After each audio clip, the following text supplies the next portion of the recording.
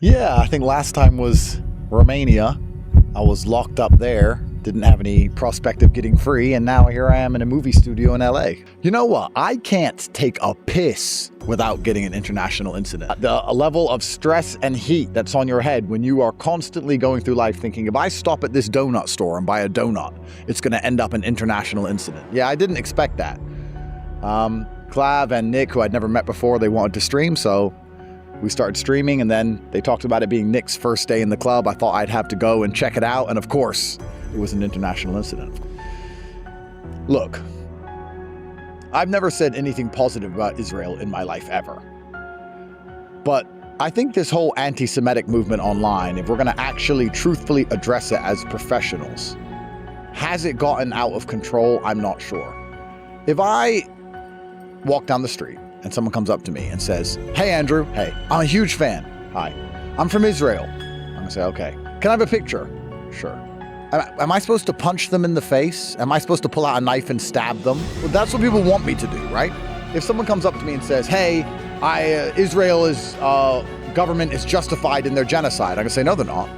I think their genocide is completely disgusting. I disagree with nearly everything the Israeli government does. I would argue that the ADL has far too much control over American politics. I would argue there is certainly something strange with the amount of Jewish power that exists in the West. And also the powerful Jews who I meet and who I know brag about that.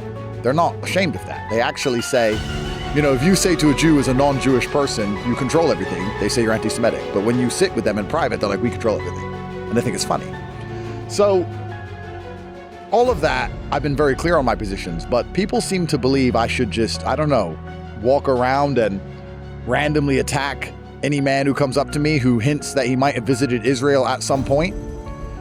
And I think the reason we have this phenomenon is people are trying to escape the matrix, right? People are trying to escape their enslavement and understand how the world works.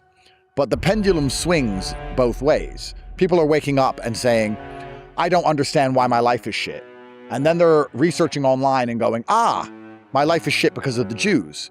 But then they're getting enslaved in a different trap at the other side, because then they're saying, oh, so I can't win and everything in life is permanently shit because of the Jews. The Jews don't stop you going to the gym. If you have skinny arms, the Jews didn't do it.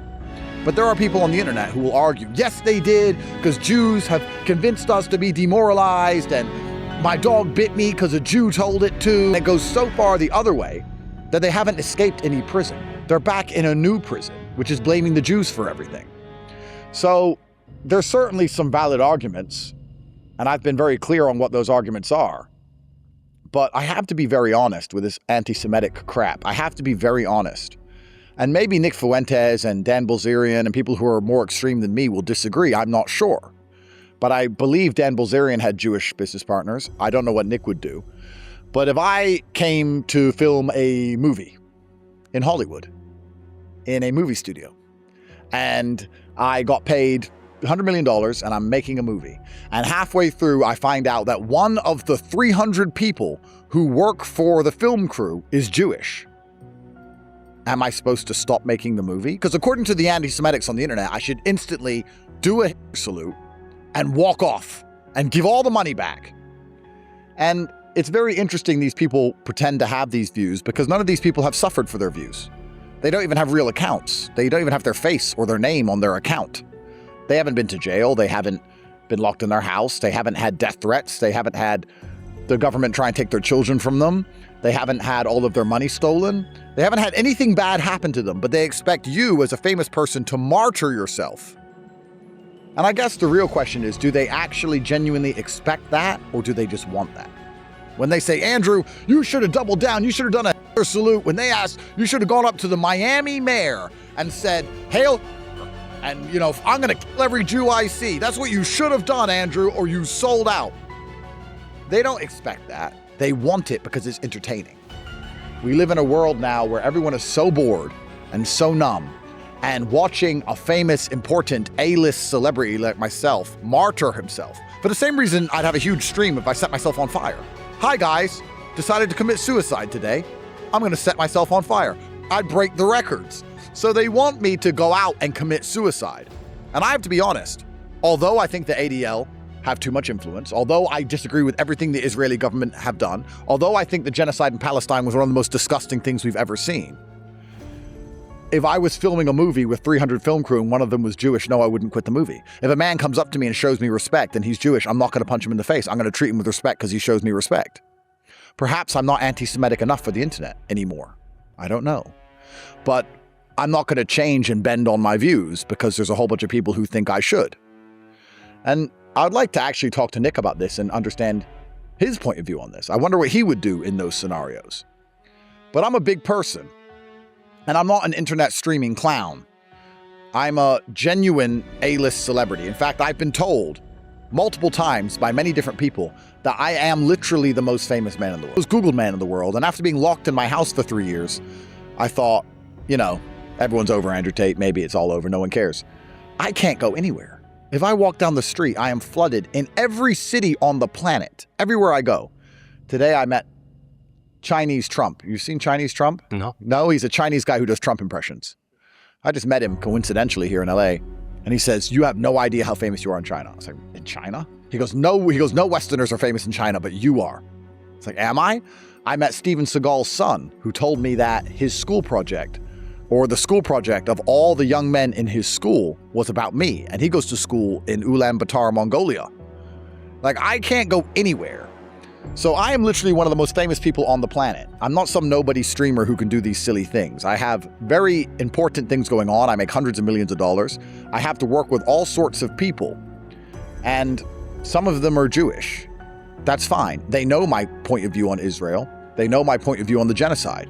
They know my point of view on the ADL. But business is business, and they're like, okay, yeah, whatever. You have your point of view, I have my point of view. We're all intelligent adults. We're rational. I disagree with them on loads. They disagree with me on loads. We get things done. If I start walking around attacking Jewish people, how the fuck does that work? That's not even rational. Someone said to me, they said, Andrew, Dubai, the UAE, allows Jews into the country, and they have an embassy for Israel.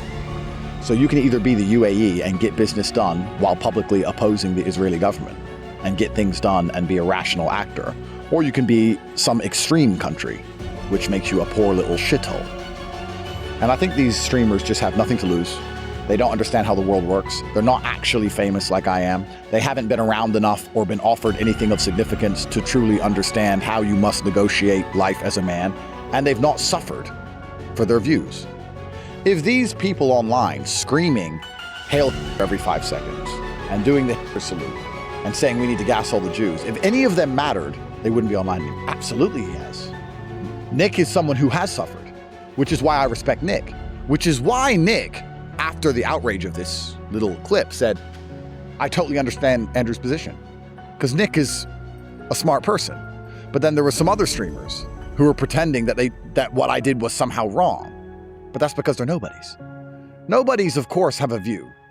But Nick seems to understand me quite well, and he's the most famous anti-Semite of all. And even he is saying, I understand Andrew's position. And he has suffered for his views, of course. But even Nick is not that extreme. Nick tells people on his show, don't go around screaming all the Jews, don't go around saying Hitler, don't let everyone know at your university you're an anti-Semite. That's not intelligent, that's not smart. Whereas other streamers are saying, no, you need to tell them all to fuck off all the time. You can't win that way. You know, when you're actually a really important person in a culture war, and I am one of them, you win the culture war by pointing everyone in the correct direction and allowing momentum to do the rest. It is my job as the most followed man on the planet to 1% point in a direction. The matrix is controlling your life. And I get people to think about it, and then they research, and then they work it out themselves. If I don't allow people to work it out themselves, and instead I explain it all, I get shot in the head. Then I can't help anybody. To win the war, it's my job to point people in the right direction and let them do the rest. Now, some of those